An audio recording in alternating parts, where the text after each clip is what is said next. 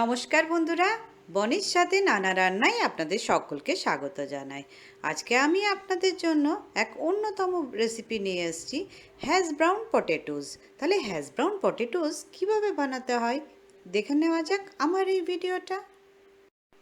এখানে hash brown potatoes বানাবার জন্য প্রথমে আমি 5টা আলু বড় বড় সাইজের ছুলে নিয়েছি।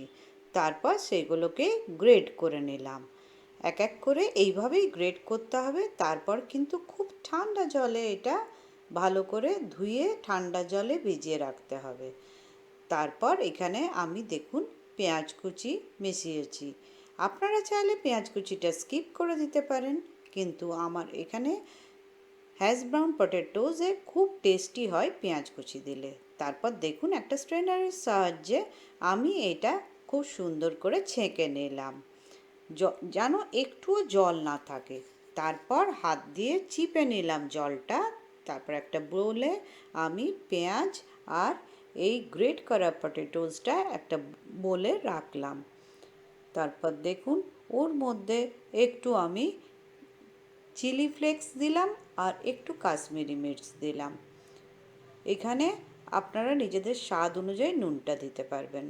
যে যেমন আপনারা খেতে ভালোবাসেন সেই অনুযায়ী নুনটা দেবেন। তারপর আমি একটা স্পুনের সাহায্যে এটা নাড়াচাড়া করে নিলাম। কিন্তু দেখবেন হ্যাশ ব্রাউন পটেটোসে যেন একটুও জল না থাকে, সেজন্য চিপে চিপে জলটা স্ট্রেনারের পরও চিপে নিতে হবে জলটা। তারপর একটু আমি সামান্য একটু দেখুন এখানে 1 ফোঁটা বেসন অ্যাড করলাম। আপনারা চাইলে এটাও স্কিপ করতে পারেন। আমি এখানে হাফ টিস্পুন বেসন দিয়েছি। তারপর একটা চিজ গ্রেট করে দেব। আপনারা নিজেদের স্বাদ অনুযায়ী চিজটা গ্রেট করে নেবেন। আমি এখানে দেখুন, তারপর এখানে দেখুন আমি একটু সামান্য ময়দা নিলাম। তারপর আমি এটা ভালো করে মেখে নেব।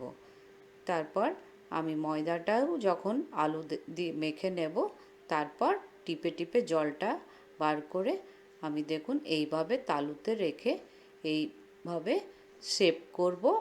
আর তারপর একটু সামান্য তেল দেব একটা ফ্রাইং প্যানে। তারপর ভাজতে থাকবো।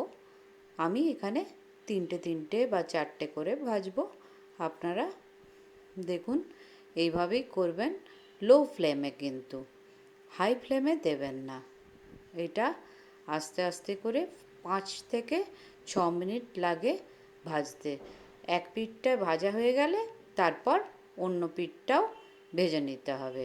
এইভাবেই ফ্রাই করে হালকা আঁচে খুব কম তেল দিয়ে ফ্রাই করতে হবে। তারপর দেখুন সুন্দর করে এই হ্যাশ ব্রাউনগুলো আমার রেডি হয়ে গেল। আমি একটা প্লেটে রাখলাম এই হ্যাশ ব্রাউন পটেটোস। এই হ্যাশ ব্রাউন পটেটোস দারুণ জমে যায়।